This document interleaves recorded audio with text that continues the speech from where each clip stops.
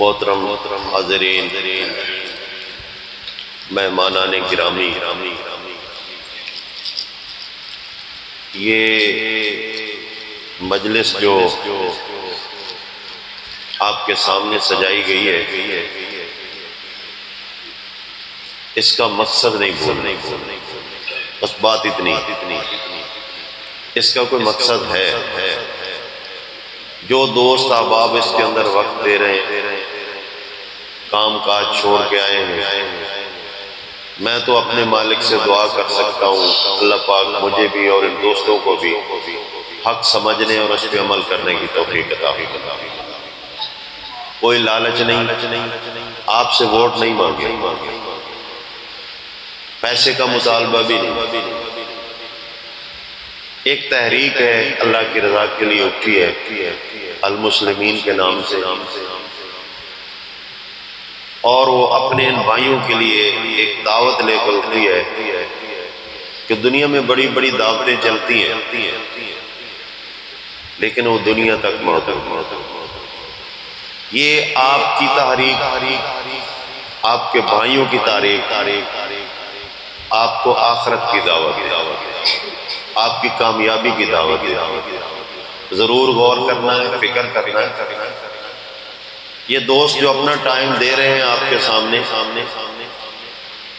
ان کی محبت کو سمجھنا ہے، انہوں نے کیوں یہ وقت دیا ہے۔ اس موسم کے اندر آپ کے سامنے آدھا پونا گھنٹہ بولنا ہے، اپنے جذبات کا اظہار کرنا ہے، اس کی وجہ ہے، بے مقصد نہیں۔ تو اللہ پاک سمجھنے کی توفیق عطا فرمائے۔ توجہ رکھیں گے انشاءاللہ، یہ آخری پروگرام ہے اس نشست کا، تو پھر پتہ نہیں زندگی ہو نہ ہو، موقع ملے یا نہ۔ ان الحمدللہ وحدہ والصلاة والسلام علی من لا نبی بعدہ، اما بعد فاعوذ باللہ من الشیطان الرجیم، بسم اللہ الرحمن الرحیم۔ یا ایہا الذین آمنوا اطیعوا الرسول، اطیعوا اللہ ورسولہ ولا تبطلوا اعمالکم۔ قال رسول اللہ صلی اللہ علیہ وسلم ترکت فیکم امرین لن تضلوا ما تمسکتم بہما کتاب اللہ و سنت۔ پیارے بھائیوں، گزارش یہ ہے کہ مواعظ ہمیشہ الزامات کی زد کے اندر رہے۔ آپ شروع سے دیکھیں، سیدنا نوح علیہ السلام کا دور ہے، بڑے بڑے چودھری، ملک خان، راؤ، ایمان لانے والے غریب لوگوں کے بارے میں کہتے تھے اراذلنا بادیۃ۔ تو کہتا میں اللہ کا نبی ہوں لیکن تیرے ساتھی کون ہے؟ کوئی چرواہا، کوئی پانی بھرنے والا، لکڑیاں کھاڑنے والا، لوگوں کی مزدوریاں کرنے والا۔ اپنا معیار تو بنا ذرا۔ تو اللہ کے رسول سیدنا نوح علیہ السلام جواب دیتے ہیں کہ تمہارا کیا خیال ہے، تمہاری اس بات سے میں ان کو اپنی نظروں سے گرا دوں؟ نہیں، مجھے اللہ کا خوف ہے، کیونکہ یہ اللہ کو بہت محبوب ہیں۔ تو اگر آپ لوگ بھی ایمان والے ہیں تو بالکل اسی طرح جس طرح سیدنا نوح علیہ السلام کے ساتھی اللہ کو پیارے تھے، اسی طرح آپ بھی پیارے۔ ہمیشہ دین کو جو تقویت ملی ہے وہ غربا سے ملی۔ کیوں کہ معاشرے کے ستائے ہوئے، پسے ہوئے لوگ بھوک اور افلاس کے اندر معاشرے نے ان کو اتنا پیس کے رکھ دیا کہ جو ہی امن کی آواز اٹھی ہے تو ان کو مرہم مل گیا، ان کے زخموں کو مرہم مل گیا۔ انہوں نے صدق کے دل سے اس اسلام کو قبول کیا، پھر اس اسلام کے ماننے کے بعد اللہ پاک نے ان کو ایسی بلندی عطا فرمائی، ایسی رفعت عطا فرمائی کہ دنیا نے دیکھا ہے۔ رسول اللہ صلی اللہ علیہ وسلم فرماتے ہیں دنیا نے دیکھا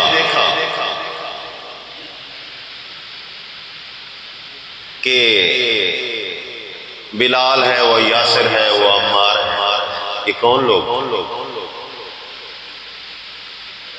یہ معاشرے کے اندر کمزور ترین جن کو غلام کہا جاتا ہے،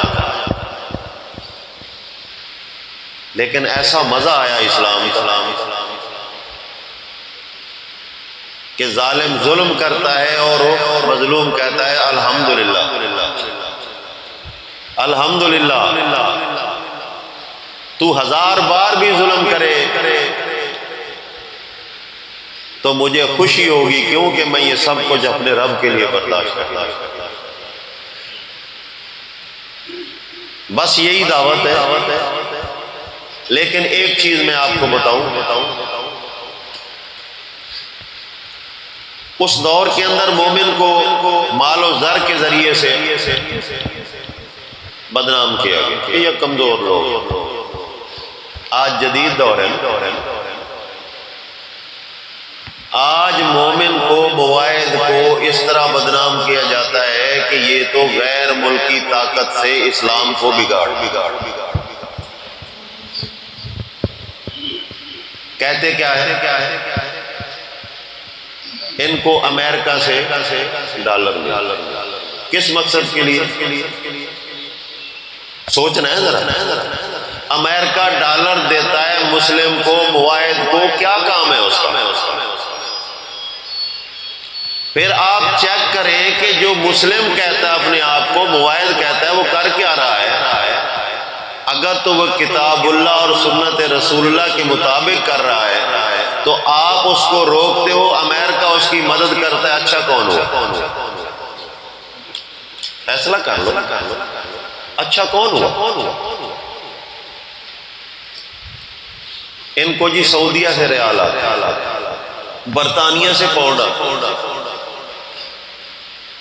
جھوٹ ہمیشہ جھوٹ ہی ہوتا ہے، اگر جھوٹ کو 100 جھوٹ بول کے بھی سچا کرو تو پھر بھی جھوٹ ہی رہے۔ تم نے سمجھا ہی نہیں ہے، مومن جو ہوتا ہے وہ کسی کا محتاج نہیں ہوتا سوائے اللہ کی ذات کے۔ یہ تم نے اپنا معیار پیش کیا، کیسے؟ پڑھایا کس نے؟ یہ سبق دیا کس نے؟ بیچارے سیدھے سادے دیہاتی کو۔ اس نے دیا کہ جس کی فیکٹری میں مشقت کرنے والے، مال کما کے دینے والے شاید کم نہ ہو جائے۔ اس نے سبق دیا کہ میرے جو ساتھ دینے والے لوگ ہیں، میری جو جماعت ہے، جو میرا یہ گروہ ہے، اگر کہیں انہوں نے مسلم کی بات مان لی تو یہ تو اللہ کا محتاج ہو جائے گا، میری غلامی تو گئی۔ اس نے کہا نہ، یہ امریکہ سے مال لیتے ہیں، کفر بیان کرتے ہیں، اب کلمہ پڑھنے والا تو برداشت کر ہی نہ سکتا، یہ لفظ تو برداشت نہیں کر سکتا کہ یار اسلام کے خلاف تو بولا، وہ کہتا ہے چاہے میرے ماں باپ بھی ہو وہ غلط ہے۔ یہاں تک تو سوچ سارے لیکن آگے میں آر نہیں ہے، سب لکیر کے فقیر۔ 8ویں دن پہلے تو ہمارے پاس ٹائم ہی نہیں ہوتا، نہ نماز کی پرواہ، نہ ذکر کی پرواہ، نہ قرآن کی پرواہ، نہ کوئی تقویٰ کی بات ہے۔ 8 دنوں کے بعد وہ بھی توفیق مل جائے جمعے والی، اور بڑا احسان کرتے ہیں، کہتے ہیں یار دکان بند کی ہے، جمعہ پڑھنا ہے، بڑا احسان کرتے ہیں اللہ۔ اب بیچارہ پہلے دین سمجھتا نہیں، 8 دنوں کے بعد جب مسجد میں گیا، آگے جناب استاد نے، مرشد نے ایسا راستہ لگایا کہ اگلے 8 دن وہ کسی مواعظ کو اچھا سمجھتا ہی نہیں۔ اس نے آگ نکالنی اپنے منہ، وہ دشمنی کے اندر تپا تپا پھرے گا. یقین کریں، آپ قرآن پڑھیں وہ کہتا ہے پرے کر پرے کر پرے کر پرے کر. اللہ کے رسول صلی اللہ علیہ وسلم کا کوئی عمل بتائیں وہ کہتے ہیں ہاں ہاں ٹھیک ہے ٹھیک ہے ٹھیک ہے.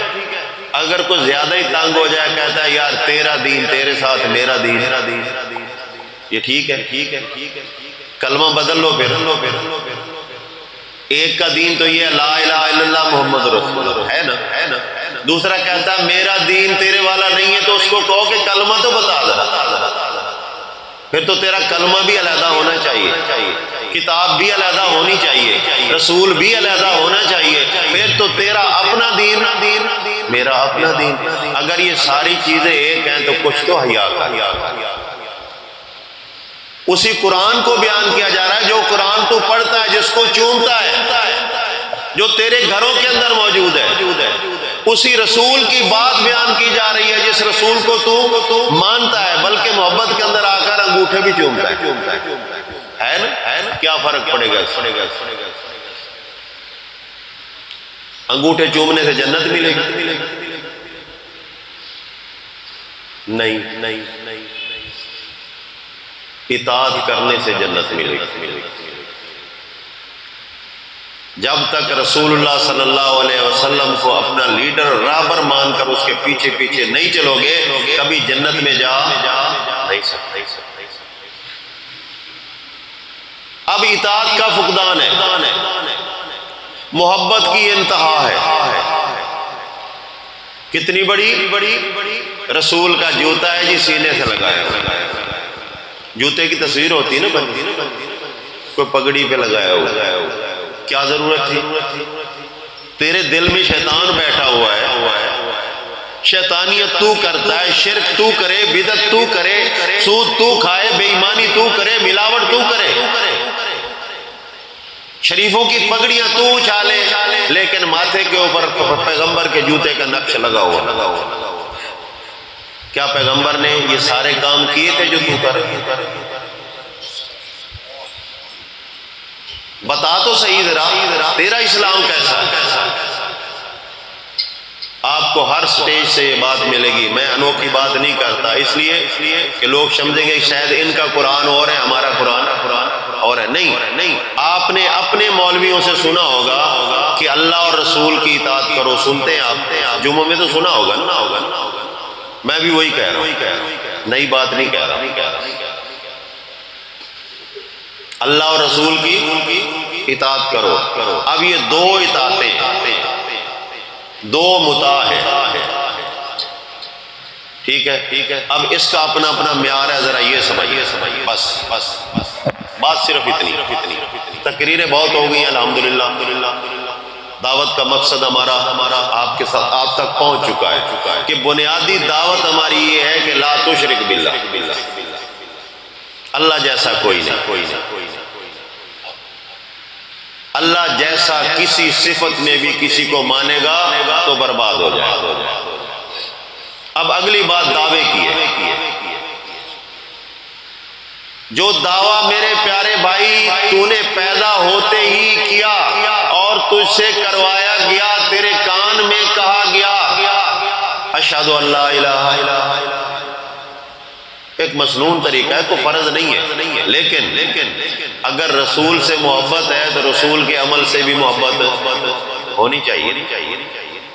یا خالی جوتوں کے نشان سے محبت ہو، سبز ٹوپی سے محبت. میں نے اکثر دیکھا ہے کپڑے سفید ہیں ٹوپی سبز ہے. اور بھائی جان ٹوپی بھی سفید رکھ لو. نہیں کہتا یہ تو گنبد خضرا کی علامت ہے. واہ تیری محبت. پھر کپڑے بھی سبز پہن لے تاکہ ملنگ تو نظر آئے نا. اچھا بھلا معیاری کوئی نہیں. اطیع اللہ و اطیع الرسول، یہ دو لفظ ہیں ایسے جن کو سمجھنے سے آپ جنت بھی جا سکتے ہیں اور نہ سمجھنے سے آپ جہنم بھی جا سکتے ہیں. یہی معیار. اب اطیع اللہ کیا ہے؟ اطاعت کا معنی ہوتا ہے پیچھے چل، اپنی مرضی نہیں. جہاں راستہ آپ کو دیا جائے گا آپ اسی راستے پہ چلیں گے. اگر اطاعت میں ہو، روٹ پہ ہو، اصول پہ ہو. دنیا کی مثال دیتا ہوں، بہت بڑی ٹرین ہے، بہت بڑی، بڑے بڑے بھاری بھرکم ڈبے ہوتے ہیں، انجن بھی بہت بڑا بھاری ہوتا ہے، لیکن پٹڑی کتنی بڑی ہوتی ہے جس پہ چل رہی ہے؟ اس کا وایا کتنا ہوتا ہے؟ 2-3 انگلی کی، لیکن اس کا روٹ بنایا گیا ہے. یہ سمجھایا گیا اللہ کی قدرت یہاں بھی موجود ہے. سمجھایا گیا ہے کہ ایک ایسی چیز جو شعور نہیں رکھتی، جس کے پاس اچھائی اور برائی کا کوئی شعور نہیں ہے، اگر وہ روٹ پہ جا رہی ہے تو وہ محفوظ ہے. اے انسان، تو سب کچھ رکھنے کے باوجود اگر روٹ پہ نہیں چلتا تو محفوظ تو نہیں ہے، تو محفوظ نہیں ہے. تو روٹ کیا ہے؟ اطیع اللہ. اب یہاں بھی ایک مسئلہ کھڑا ہوتا ہے. اب یہ اطیع اللہ کیسے کریں؟ یہ سوال ہے. اطیع اللہ کیسے کریں؟ کیونکہ اطاعت کا مطلب ہوتا ہے کہ آگے آپ کا ماڈل ہے، پیچھے آپ ہیں. یہ بہت بڑا باریک مسئلہ ہے سمجھنے کی. کچھ لوگوں نے اس کا یہ معنی لے لیا کہ اللہ کی اطاعت کا مطلب یہ ہے کہ ایسی محبت دل میں بسا لو کہ اللہ اور بندے میں فرق باقی نہ رہے. یہ محبت نہیں، یہ گپ ہے. محبت نہیں، کیونکہ محبت جو ہے اس کا بھی ایک اصول ہے. جتنے بھی محبت کرنے والے ہوں، کوئی محبت لے لے، محب اور محبوب یہ کبھی ایک نہیں ہو سکتے. جسامت کے لحاظ سے دونوں منفرد رہیں گے. یہ ایک جسم نہیں ہو سکتا، یہ دو افراد ہیں. اصل محبت کا جو مطلب ہے وہ یہ ہے کہ اپنے محبوب، اپنے اس پیاری شخصیت کے مرضی کے مطابق چلنا ہے. یہ محبت ہے. اب یہاں آ کر کچھ لوگوں نے غلو کیا. آپ سنتے ہو اللہ کے محبوب محمد رسول اللہ صلی اللہ علیہ وسلم اللہ کے محبوب. اچھا، اگر آپ یہ کہہ رہے ہو کہ اللہ کا صالح نیک عبد ہے اس لیے اللہ کو محبوب ہے، تو کیا سارے پیغمبر صالح عبد نہیں ہے؟ پھر سارے پیغمبر اللہ کے محبوب ہوئے تو جب تو کہتا ہے کہ اللہ کے محبوب محمد رسول اللہ صلی اللہ علیہ وسلم، تو مطلب یہ نکلا کہ باقی محبوب، یہی رزلٹ نکلے گا نا. اچھا، اگر تو یہ نہ کہے، کیونکہ محبوب اور محب کا اس کا معیار اپنا ہے. ایک سچا محب اور محبوب، قرآن کہتا ہے والذین آمنوا اشد حبا للہ. مومن سب سے زیادہ محبت کس سے کرتے ہیں؟ اللہ سے. تو محبوب کون ہوا؟ محب فاعل ہوا نا، محب فاعل ہوا اور محبوب مفعول ہوا. اللہ محب ہوا اور فاعل کون ہوا؟ محبت کرنے والا. تو شدید ترین محبت کس کے ساتھ؟ اللہ کے ساتھ. وہ تو ہے نہیں ہے. اللہ کے ساتھ محبت ہو. میں اگلے دنوں ایک بیان کر رہا تھا، اس میں بھی میرے دماغ میں یہ بات آئی، میں نے کہی آج پھر کہتا ہوں. اللہ کے ساتھ اگر محبت ہو تو نام پہ انگوٹھے کس کے چومنے چاہیے؟ ہے نا. کوئی چومتا ہے؟ حالانکہ بات تو اپنی ہے نا، گڑی ہوئی بات ہے، حکم نہیں ہے. اگر تو محبت کرتا بھی ہے تو انگوٹھے کس کے چومنے چاہیے؟ کس کے نام سے چومنے چاہیے؟ انگوٹھوں کا مالک کون ہے؟ آنکھوں کا مالک کون ہے؟ اللہ کے رسول صلی اللہ علیہ وسلم کا نام جب آتا ہے تو ہمارے بھائی کیا کہتے ہیں؟ قرۃ عینی یا رسول اللہ، اے میری آنکھوں کی ٹھنڈک اللہ کے رسول. کیا اللہ ٹھنڈک نہیں ہے تیری؟ اس لیے تیری خالق کے ساتھ محبت خاص نہیں ہے، تیری ہے مخلوق کے ساتھ محبت۔ تو اطیع اللہ کے معاملہ کے اندر کمزور ہے، نقص ہے تیرے اندر۔ اگر تیرے اندر اطیع اللہ کا معاملہ پختہ اور پکا ہوتا تو کبھی یہ لچھن نہ کرتا جو آج کرتا پھرتا۔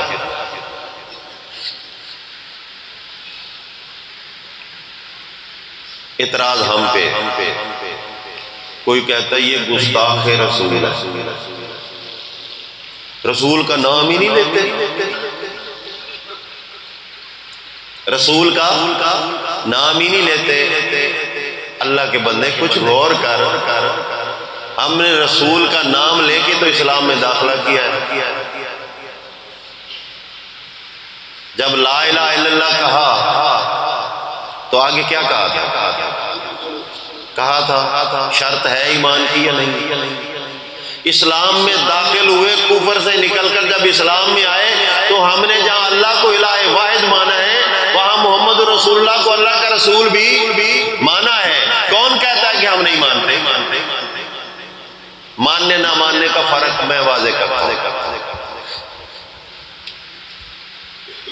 اللہ رب العزت حاکم، خالق، مالک، رازق، جبار، قہار، وہاب، رزاق، ستار، یہ تو 99 نام لے کے بیٹھے ہوئے نا ہمارے بھائی۔ اللہ کے لا محدود صفات ہیں، کوئی نہیں جان سکتا۔ ٹھیک ہے، اللہ کی ان صفات کے اندر کسی کو بھی شامل نہیں کیا جا سکتا۔ جو کرے گا وہ ظالم، بے ایمان، مشرک ہوگا، چاہے ہزاروں حج کرنے والا ہو،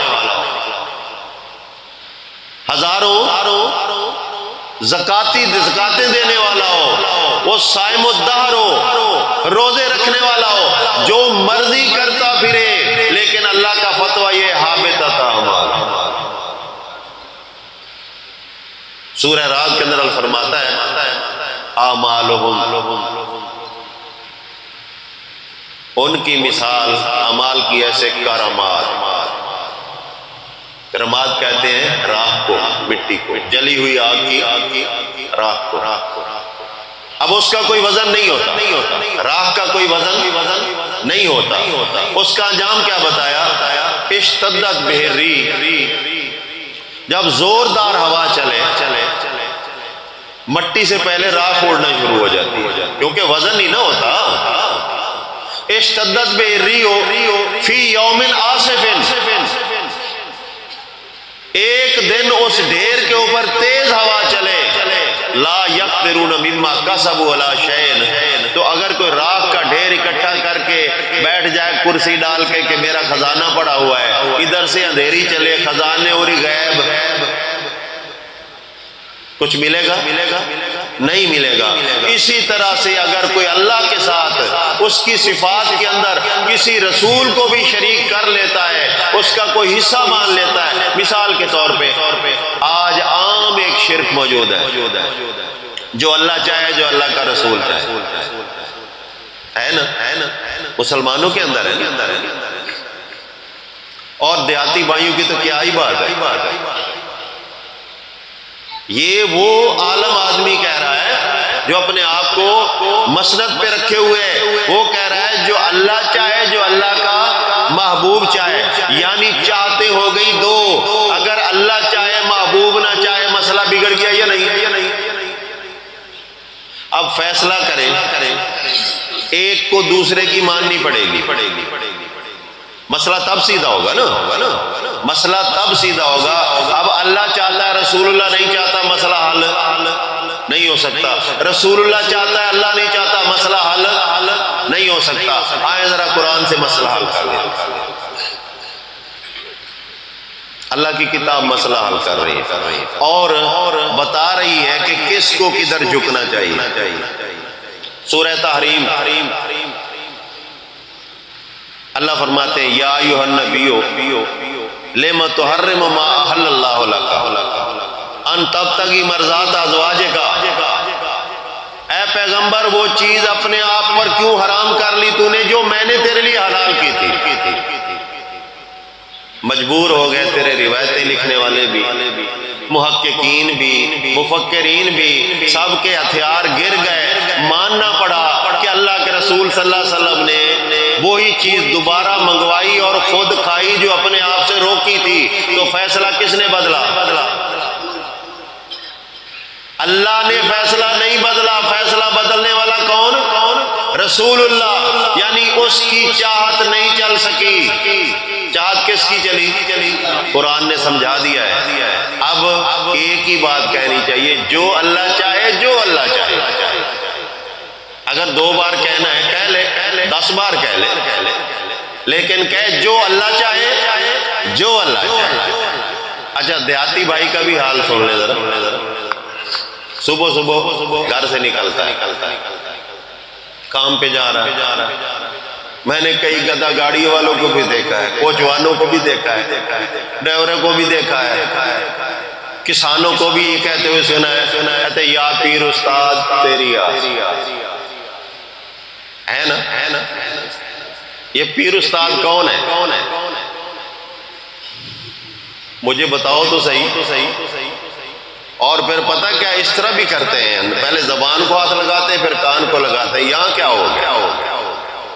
یہ ایک توبہ کا انداز ہے۔ مطلب کیا ہے کہ یا پیر استاد تجھ سے ڈرتا ہوں، تو مدد کر۔ تیری آس کا مطلب کیا ہے؟ اب یہ کہتا ہے میں مشرک۔ سبحان، کیا بات! استغفر اللہ، معاذ اللہ، ثم استغفر اللہ۔ یہ بیماریاں تیرے اندر موجود ہیں، بتا تجھے ایمان کی لذت کیسے آئے گی؟ ایمان اندر ہو اور بندہ اللہ کی نافرمانی کرے، یہ ممکن نہیں ہے۔ اندر تو آگ لگ جاتی ہے۔ مومن تو دوسرے کو اللہ کی نافرمانی کرتا ہوا دیکھ لے تو وہ پسینہ پسینہ ہو جاتا ہے کہ کیا ظلم کر رہا ہے، اور تو خود یہ کر رہا ہے، اس کا مطلب ہے تو مومن۔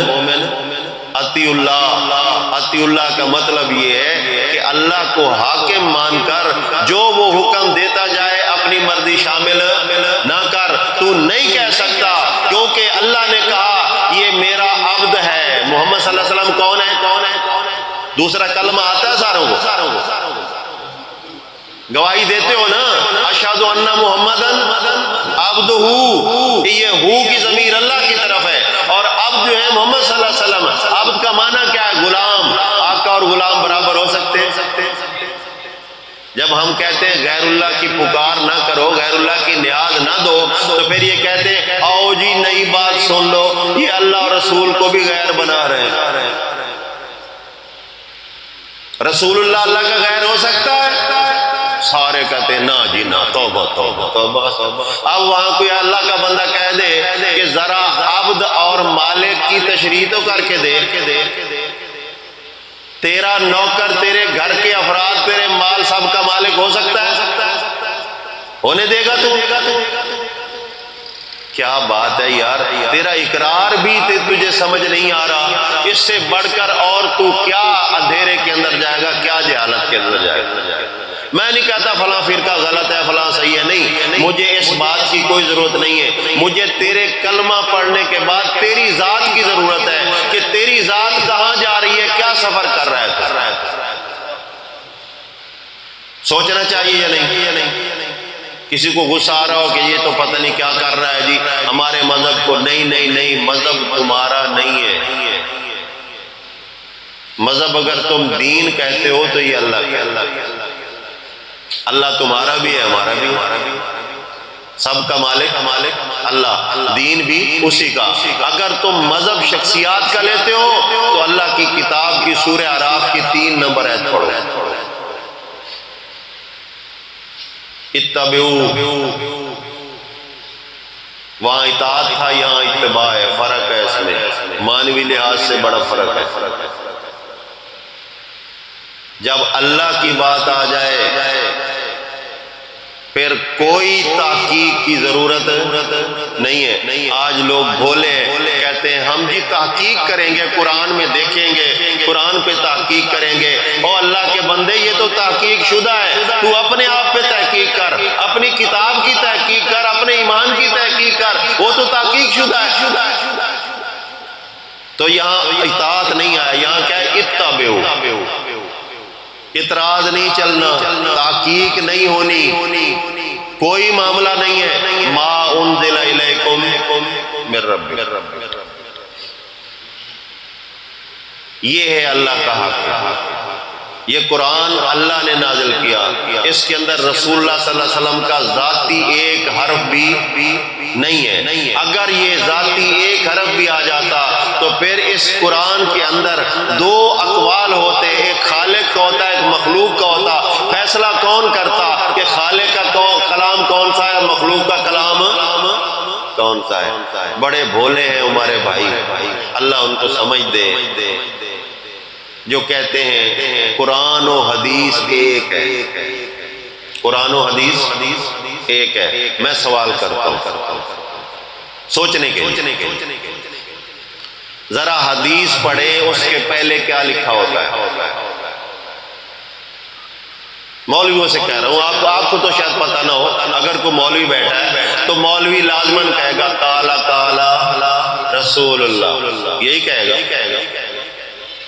رسول کی حدیث تب بنے گی جب کہا جائے گا کہ رسول نے کہا، تو قال کا مطلب کیا ہے؟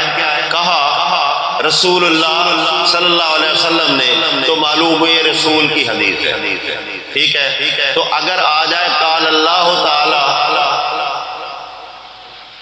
اللہ نے کہا، تو یہ مطلب ہوگا کہ یہ اللہ کی حدیث ہے۔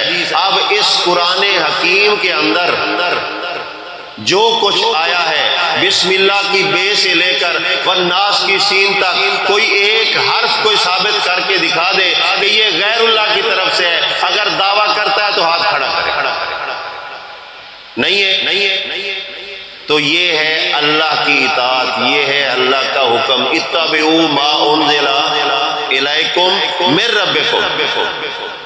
3-4 پوائنٹ ایسے پاورفل پوائنٹ ہیں جن کا کوئی توڑ نہیں ہے۔ ایک تو ما انزل اللہ، اس کا کوئی توڑ نہیں ہے۔ ایک ہے بربکم، یہاں بتایا گیا ہے کہ جس کو تم رب مانتے ہو، ویسے تو دنیا میں لوگ کہتے ہیں رب اللہ ہے، لیکن رب کا مطلب کیا ہوتا ہے؟ جس سے امیدیں رکھی جا سکیں، جو ضرورتیں پوری کرے، یا اس کا یقین کیا جا سکے۔ تو یہ مسلمان ہی کہہ رہا ہے۔ آپ نے سنا ہوگا بسوں کے پیچھے لکھا ہوتا ہے گاڑی کے جھولے لال، پتہ لگا کسی کو اس کا مطلب کیا ہے؟ جھولے لال، مطلب یہ ہے کہ ایک شخص ایسا ہے جس کا نام رکھ دیا شہباز کلندر، اب اس شہباز کلندر کے نام کے ساتھ آگے لکھ دیا جھولے لال، یعنی وہ کلندر، وہ شخصیت جو لال جھولے میں ڈال دیتا ہے، یعنی آپ کو بچہ دے دیتا ہے۔ یہ ہے اس کا اصل صحیح مقصد۔ وہ بیچارے پٹھان بھی لکھے پھرتے ہیں گاڑی میں، چرد میں گیا، ان بیچاروں کو کیا پتا جھولے لال کیا بیماری ہوتی ہے، لیکن پیچھے لکھا ہوتا ہے جھولے لال۔ اچھا، پتہ ہمارے بھائیوں کو بھی نہیں ہے، اگر سوچا جائے، غور کیا جائے تو پتہ ہمیں بھی نہیں ہے۔ اگر ان سے کہا جائے یہ بچہ کس نے دیا؟ اللہ نے۔ کوئی کہے گا کہ کسی اور نہیں کہہ سکتا، پتہ ہے، تجربہ شدہ بات ہے۔ تو پھر جھولے لال کا کیا مطلب ہوا؟ اطیع اللہ کا مطلب یہ ہے کہ جو اللہ نے حکم دیا ہے اس کے حکم کے باہر نہیں نکلنا۔ اب اللہ کا حکم ایک اور جگہ بھی آیا ہے، اس پہ بھی غور کر لیں، سورہ حج ہے۔ ان الذین تدعون من دون اللہ، تم جس کو اللہ کے علاوہ پکارتے ہو، پہلی بات تو یہ ہے صوفی صاحب، مولوی صاحب، اپنی نماز پہ غور کر۔ الحمدللہ جب کہتا ہے تو تیرا اعلان ہے کہ تعریف صرف اللہ کی، کسی اور کی نہیں ہے۔ تو جب نعرہ لگاتا ہے تعریف کرتا ہے یا کیا کرتا ہے؟ نعرہ تعریف ہی کرتا ہے نا۔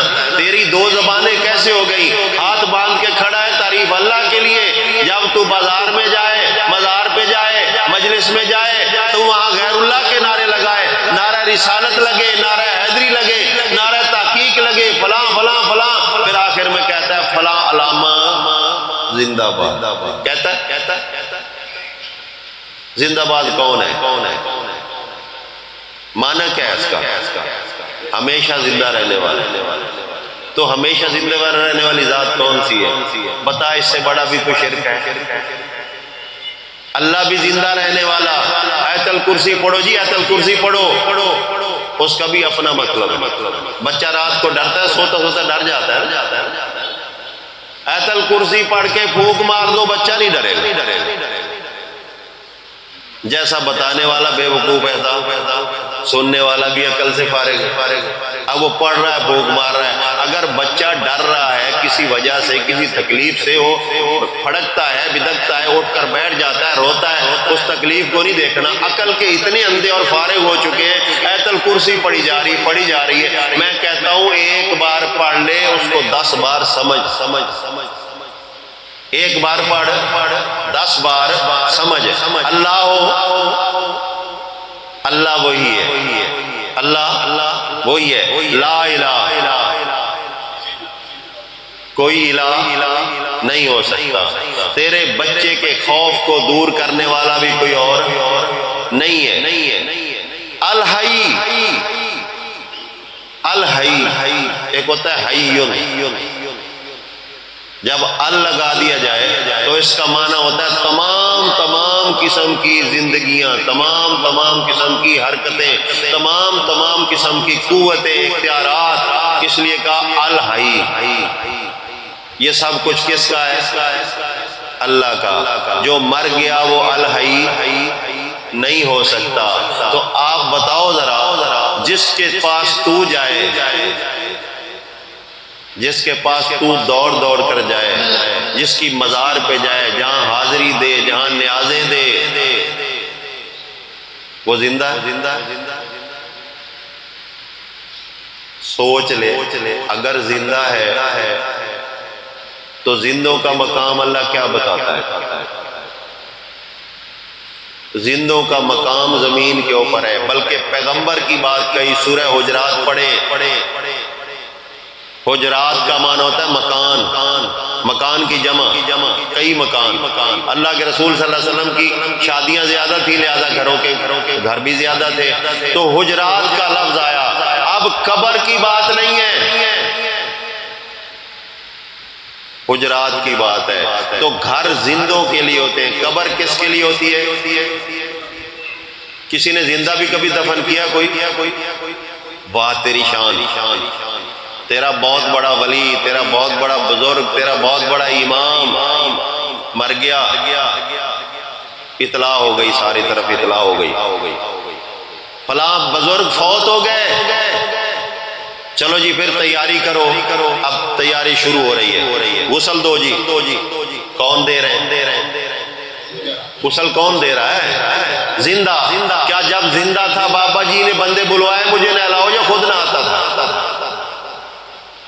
فطرت تو یہ ہے کہ اندر چھپ کر جا کے نہانا، لوگ نہ دیکھیں۔ اب بابا جی بے ساخت پڑے ہوئے اور زندہ اس کو نہلا رہے ہیں، یہ اپنا مشکل کشا کیوں نہیں بن رہا؟ کیوں نہیں بن رہا اپنا مشکل کشا؟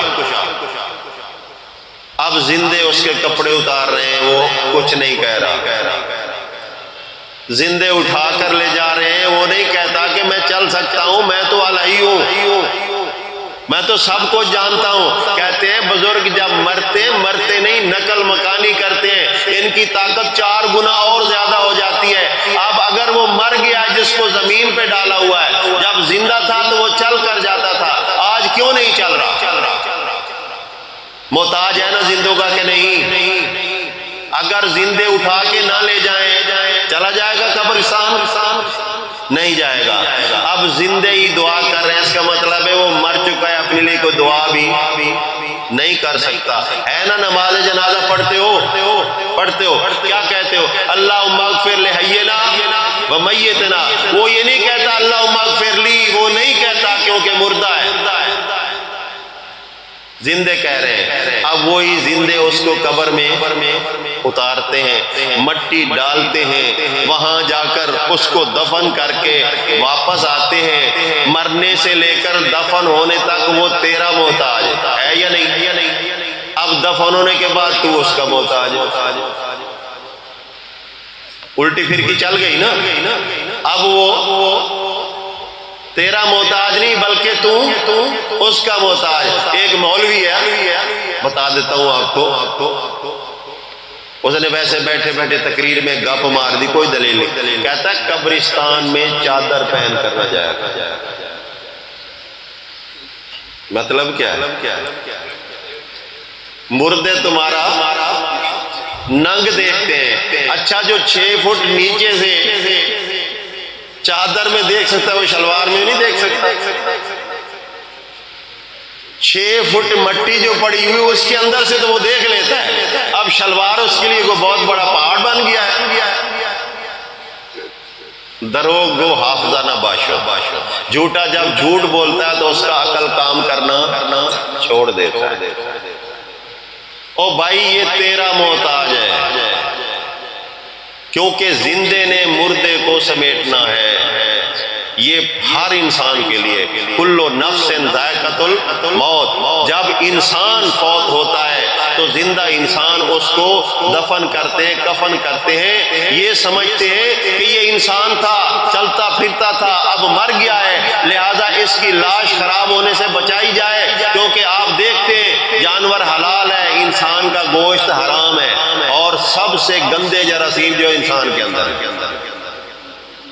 اگر اس کی لاش خراب ہو جائے تو جتنی بدبو اس کے اندر سے آتی ہے کسی اور جانور کے اندر سے نہیں آتی. لہذا تو انجام دیکھ، تیرے سامنے بھینس مری پڑی، گائے مری پڑی ہے، تو قریب سے گزرتا ہے، اپنے منہ کے اوپر کپڑا دے لیتا ہے، کیوں؟ بدبو آ رہی ہے. تو اگر یہ انسان چاہے بہت بڑا ولی کیوں نہ ہو، اگر زمین پہ اسی طرح پڑا رہے یہ پھٹ جائے گا، بدبو آئے گی، انسانیت کی تذلیل ہوگی. قبر اس لیے بنائی گئی، قبر اس لیے نہیں بنائی گئی کہ نمازیں پڑھتے ہیں،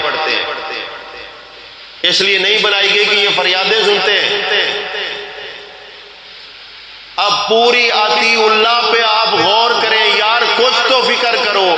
زندگی گزر گئی، داڑھی سفید ہو گئی ہے، پوتے نواسے والے ہو گئے ہو، اب چلو کچھ اللہ نے موقع دیا ہے، زندگی کے چند دن باقی ہے، سوچ لو کہ اللہ تعالی ہمیں حکم کیا دے رہا ہے. الحی کون ہے؟ مرنے کے بعد کوئی الحی ہو سکتا ہے؟ نہیں ہو سکتا. آیت الکرسی یہی کہہ رہی ہے نا. تو جو الحی نہیں ہو سکتا وہ سو نہیں سکتا. زندہ اور مردہ برابر، اللہ زندہ ہے، ہمیشہ زندہ رہے گا. سننا کس کا کام؟ مردے کا کام سننا نہیں ہے، زندے کا کام ہے سننا. یا تو اس کو مردہ نہ سمجھو، پھر اس کو دفن بھی نہ رکھو، گھر میں رکھ لو. اللہ پاک کی قدرت ہے، اللہ پاک نے، اس مالک نے ایک انسان کی لاش کو بچایا، قیامت تک بچی ہوئی ہے. الیوم ننجی کا ببدن کا، آج کے دن ہم تیری لاش بچائیں گے. لتکون لمن خلفک آیا. اس کے اندر بھی ایک بہت بڑی حکمت ہے. کیوں؟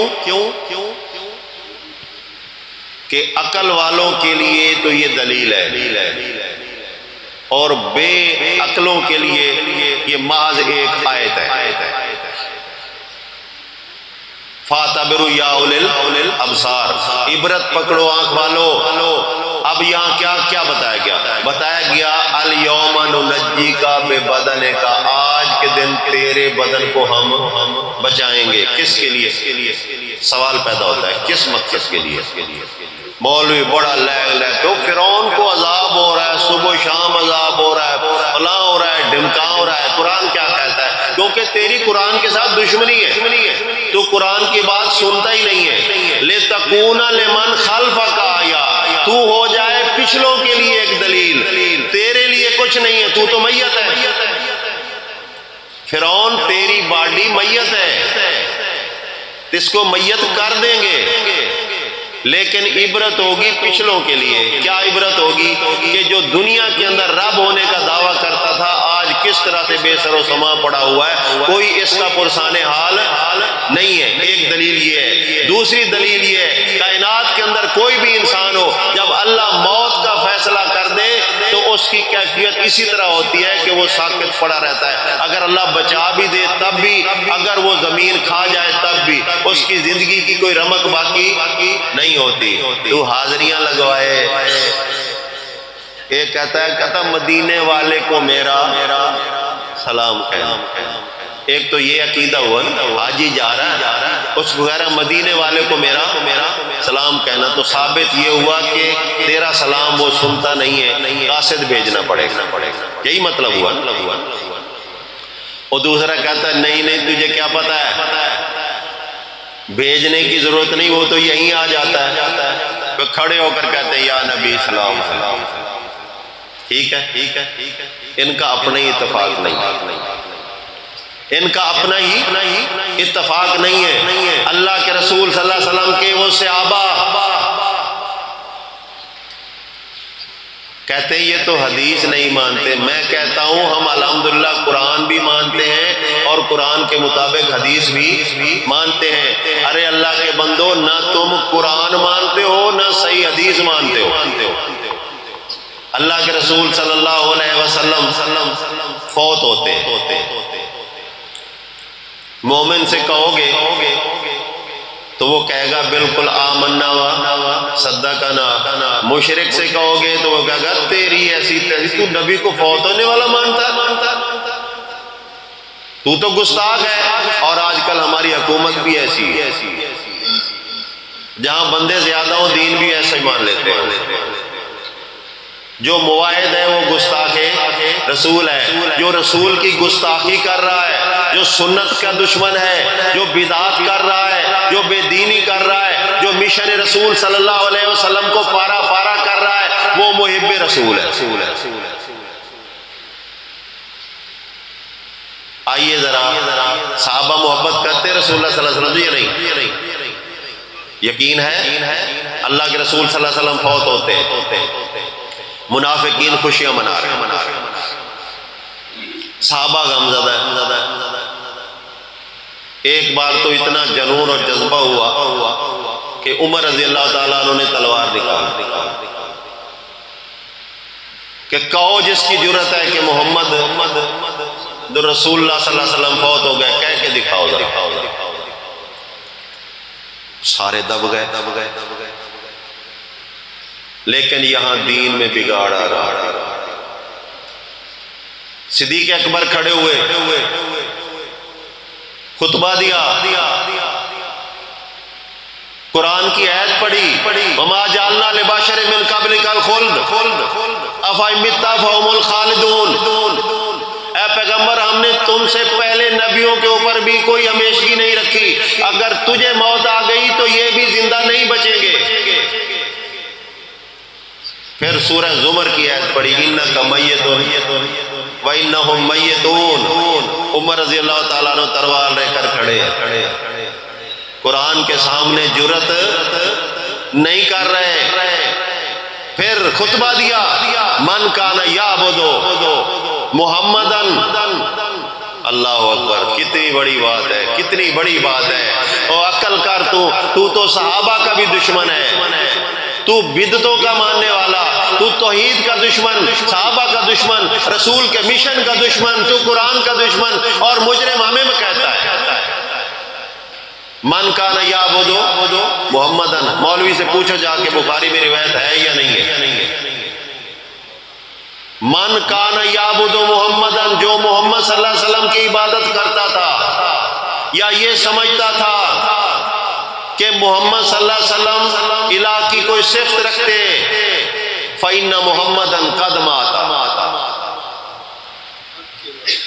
پکی بات ہے محمد صلی اللہ علیہ وسلم فوت ہو گئے. قد ماتا، لگاؤ فتویٰ. ومن کان یعبد اللہ، اور جو کوئی اللہ کی بندگی اختیار کرتا تھا، سن لے، فہو حی اللہ یہو. تو بندگی اس کی کر جو زندہ ہے. جس پہ موت ہو وہ بندگی کے قابل نہیں ہو سکتا، کیونکہ بندگی کے قابل الہ ہے. الہ وہ ہوتا ہے جو بے عیب ہو، تو موت آنا ایک عیب ہے. اس سے بڑی کون سی ہستی ہوگی جس کے بارے میں اللہ کے رسول صلی اللہ علیہ وسلم کے وہ صحابی جو سب سے معزز عمر رسیدہ صحابی ہیں، پھر اللہ کے رسول کے سسر بھی ہیں، وہ اعلان کر کے کہہ رہے ہیں تیرا عقیدہ اگر صدیق والا نہ ہو تو تیری اپنی بدنصیبی۔ ہمارے ساتھ تو اس طرح نہ کر۔ مولوی کہتا ہے جی الا ان اولیاء اللہ لا خوف علیہم ولا هم یحزنون۔ اب ترجمہ کیا کر؟ جو اللہ کے ولی ہیں وہ قبروں میں زندہ ہیں۔ کوئی عقل والا یہ نہیں کہتا ملا جی دکھاؤ تو صحیح، یہاں قبر کی کوئی بات نہیں ہے۔ مسئلہ کیا ہے؟ جو اللہ کا ولی ہے، جو اللہ کا دوست ہے، جو اللہ کو پسند کرتا ہے، جو اللہ کے حکم کے مطابق چلتا ہے، وہ کون ہوگا؟ موحد ہوگا، وہ ولی اللہ ہوگا۔ تو لا خوف علیہم، دنیا میں ان کو کوئی خوف نہیں، چاہے باطل ان کے اوپر قیامت ڈھا دے، لیکن ان کے دل مطمئن ہے اپنے رب کی رضا کے لیے۔ وہ قتل ہو جائیں گے، ملال نہیں کریں گے، ولا هم یحزنون، اور نہ ان کو قیامت کے دن کوئی غم ہوگا۔ یہاں کسی قبر کا ذکر ہے؟ سب کو یہی سنا کے عید کہہ دیتے ہیں قبر میں ولی زندہ ہے، نمازیں بھی پڑھتے ہیں۔ ایک لکھتا ہے برحال مر گیا، اب اس کے بارے میں کیا برا لفظ بولنا ہے؟ وہ کہتا ہے ان کی بیویاں بھی پیش ہوتی ہیں، وہ راتوں کو اپنی بیویوں کے ساتھ ازواجی تعلقات بھی پورے کرتے ہیں، یہ مرا ہوا ہے۔ یہ تو حالت ہے ہماری اسلام ماننے والوں کی۔ او بھائی اطیع اللہ کا مطلب یہ ہے کہ اللہ کے حکم کے تابع ہو جاؤ، اور کسی کا حکم اللہ کے حکم کے مقابلے میں قبول نہ کرو، پھر جا کے آپ اللہ کے بندے بنو گے۔ اب اگلی بات چلتے ہیں اطیع الرسول۔ اطیع الرسول کا کیا مطلب ہے؟ اللہ کے رسول صلی اللہ علیہ وسلم نے جو کچھ کر کے دکھایا ہے اسی طرح اللہ کی اطاعت اور ہے، رسول کی اطاعت اور ہے۔ اللہ کی اطاعت حکم میں ہو رہی ہے، رسول کی اطاعت عمل میں ہو رہی ہے۔ اگر یہ ایک اطاعت ہوتی، رسول نماز پڑھتا ہے اللہ بھی پڑھتا نا، ٹھیک ہے، رسول نے روزے رکھے اللہ بھی رکھتا، اطاعت جو ایک ہے نہیں ہے۔ اللہ نے نہ نماز پڑھی، نہ روزہ رکھا، نہ حج، نہ زکوٰۃ، نہ کوئی ایسا عمل کیا، کیونکہ وہ کس کے لیے کرے؟ کس کو راضی کرنے کے لیے کرے؟ رسول اللہ نے یہ سب کیا اس کو راضی کرنے کے لیے۔ تو فرق آ گیا نا، دو اطاعتیں بن گئی یا نہیں بنی؟ اللہ کی اطاعت حکم میں، رسول اللہ کی اطاعت عمل میں۔ اب رسول کو اجازت نہیں ہے کہ وہ حکم دے، کیوں؟ ان الحکم الا للہ، حکم صرف اللہ کا چلے گا، مخلوق کا حکم نہیں چلے گا، کیونکہ جو مخلوق ہوگا وہ محکوم ہوگا، وہ حاکم نہیں ہو سکتا۔ اب رسول اللہ صلی اللہ علیہ وسلم کی اطاعت کرنی ہے ہم نے۔ شارٹ لفظوں میں آپ سے شیئر کروں گا، اگر کر رہے ہو تو مجھے خوشی ہوگی، میرے مومن مسلم بھائی کر رہے ہیں۔ اگر آپ نہیں کر رہے ہو تو پھر سوچ لینا۔ اللہ کے رسول نے نماز پڑھی 5 وقت، ہم مانتے ہیں رسول اللہ کو، پڑھتے ہیں، جو پڑھتے ہیں مبارک ہو، تو جو نہیں پڑھتے وہ رسول کی اطاعت کر رہے ہیں۔ آج سے شروع کر دو، کیونکہ اس کے بغیر گزارا نہیں ہے۔ رسول کی اطاعت شروع کر دو۔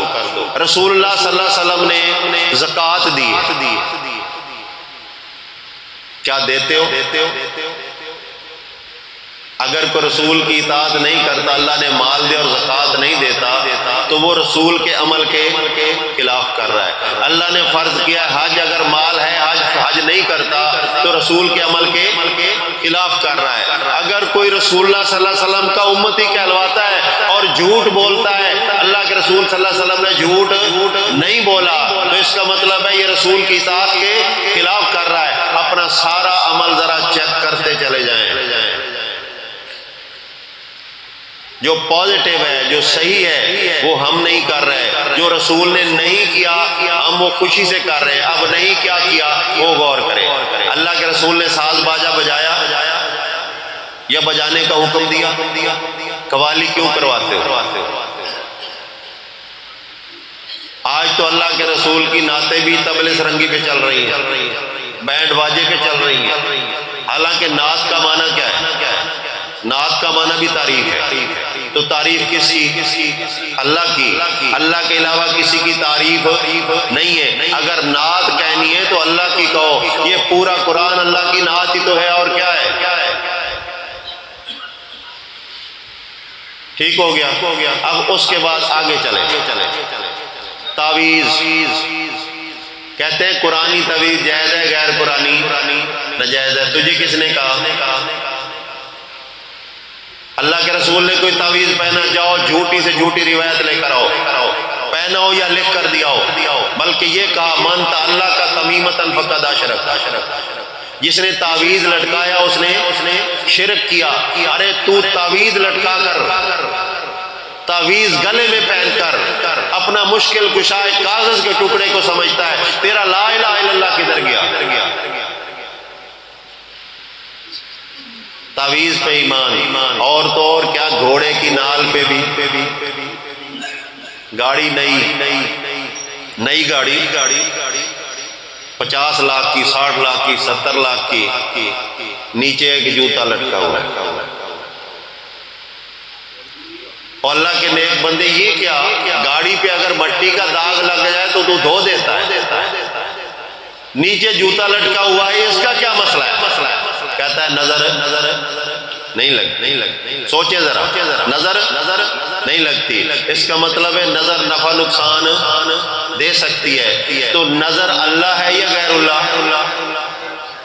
غیر اللہ ہے۔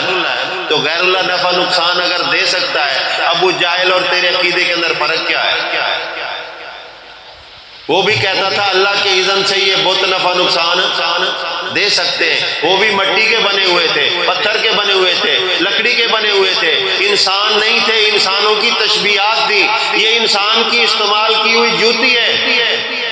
تو کہتا ہے نظر روکتی ہے۔ اچھا تو یہ بتا، گاڑی اچھی ہے یا تو اچھا ہے؟ گاڑی تیرے لیے، تو گاڑی کے لیے، چلو دوسرے لفظ، جس کے لیے گاڑی ہے وہی اچھا ہوگا نا۔ کپڑا میرے لیے، میں اچھا ہوں یا کپڑا اچھا ہے؟ میں اچھا ہوں نا، میرے لیے۔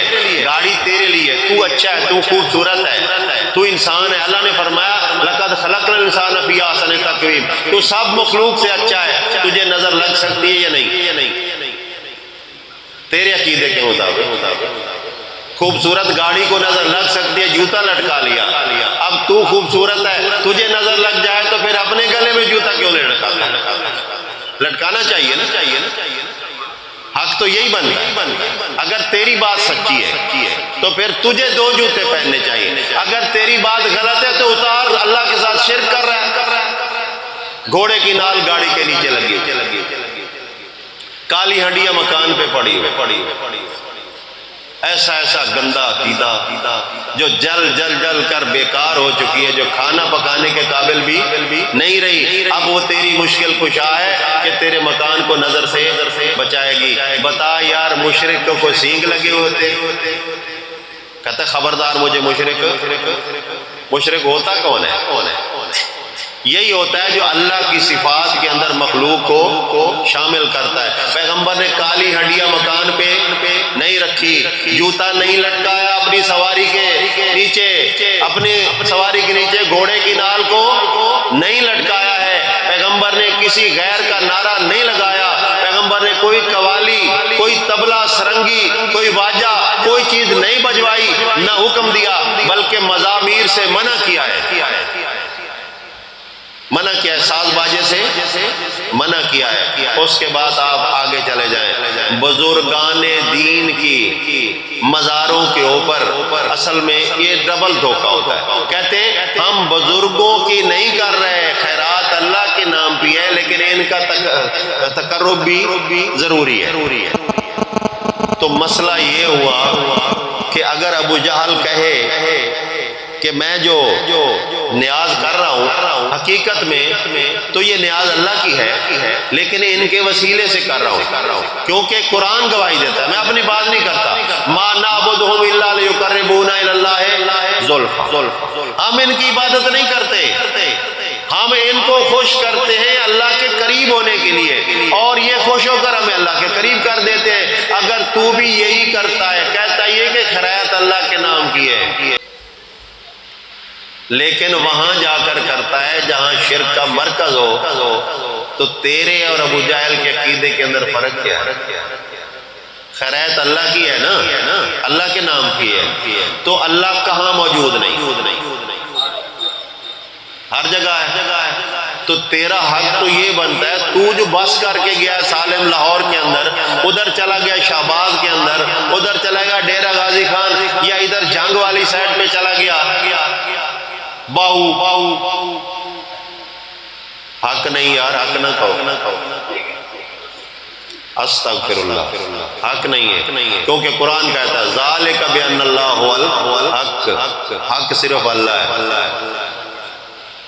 یہ فرید ہے، حق نہیں ہے، یہ باہو ہے، حق نہیں ہے، لیکن یہ بھی کوئی پتہ نہیں کہ ہے کون، کچھ ہے بھی صحیح یا نہیں۔ یہاں تو یہ بھی حالات ہیں، جو بھوکا مرنے لگتا ہے، 2 ریڑی مٹی کی ڈلوائی، ایک جھنڈی لگائی اور اوپر غلاف ڈال دیا، کہا رات کو مجھے خواب آیا کہ صحابی کی قبر آئی،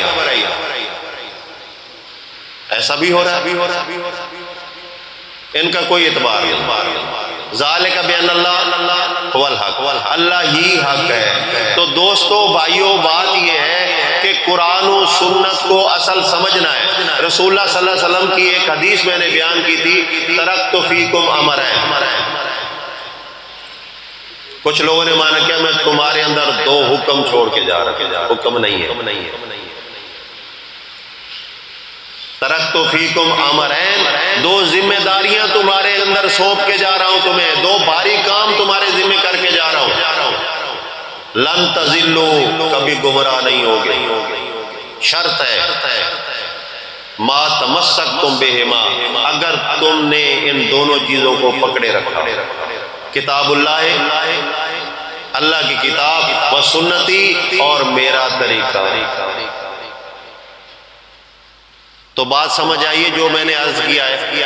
اگر سمجھ آئی ہے تو اللہ سے دعا کرتے ہیں اللہ تعالیٰ عمل کی توفیق عطا فرمائے۔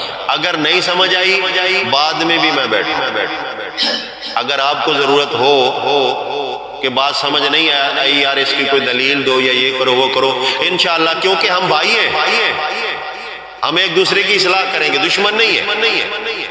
فرق ہمیں جدا جو کیا گیا ہے مفاد پرستوں نے کیا ہے، ہم خود جدا نہیں ہیں، کیونکہ ہمارا کلمہ جدا نہیں ہے، ہماری کتاب جدا نہیں ہے، ہمارا دین جدا نہیں ہے، ہمارا اللہ جدا نہیں ہے، کوئی تفریق نہیں ہے، ہمیں جدا کیا گیا ہے۔ آج وقت ہے کہ ہم پھر اکٹھے ہو جائیں، فرقے چھوڑ دیں، اسلام پہ آ جائیں، کتاب اللہ اور سنت رسول اللہ پہ آ جائیں، تو انشاءاللہ کامیابی آپ کا مقدر ہوگی، کیونکہ اللہ تعالیٰ فرماتے ہیں انتم الاعلون ان کنتم مومنین، مومن بننا شرط ہے۔ تو آج کے بعد شرک و بدعت سے چھوڑ کے مومن اور موحد بننے کی کوشش کریں گے انشاءاللہ۔ سبحان ربک رب العزت عما یصفون وسلام علی المرسلین والحمدللہ رب العالمین۔ یہ ایک سلسلہ ہے بھائی ہمارا دعوت و تبلیغ کا پروگرام کا ماہانہ، تو انشاءاللہ آئندہ پروگرام جو ہمارا ہوگا وہ بدلہ سنگت میں ہوگا، اور مہینے کی دوسری اتوار ہوگی، تاریخ جو بھی ہو، تو آپ سب لوگوں کو اس میں شمولیت کی دعوت ہے، لیکن خالی دعوت جو شامل ہو کر آ کر چلے جانا یہ بات نہیں ہے، جو کچھ سمجھا ہے اس کو آگے پہنچانا، اس دعوت کو آگے پہنچانا ہے، تاکہ چراغ سے چراغ جلتا چلا جائے۔ آپ کا پیارا، میرا پیارا، جس سے ہم بہت زیادہ محبت کرتے ہیں، وہ بھائی ہو سکتا ہے، بیٹا ہو سکتا ہے، باپ ہو سکتا ہے، دوست ہو سکتا ہے، جب اس کو ہم جہنم سے بچانے کی کوشش کریں گے تو اس کو ضرور بتائیں گے بھی صحیح۔ تو کوشش کریں ساتھی، جو سمجھا ہے اس کو آگے پہنچائیں، اور جو ابھی سمجھ نہیں آیا اس کو سمجھنے کی کوشش کریں۔ اللہ مجھے اور آپ کو توفیق عطا فرمائے۔ جزاک اللہ۔